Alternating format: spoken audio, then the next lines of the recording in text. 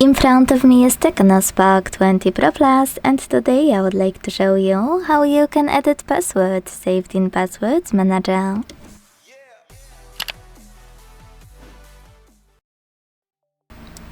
First of all, you need to launch Settings and scroll to tap on Users and Accounts.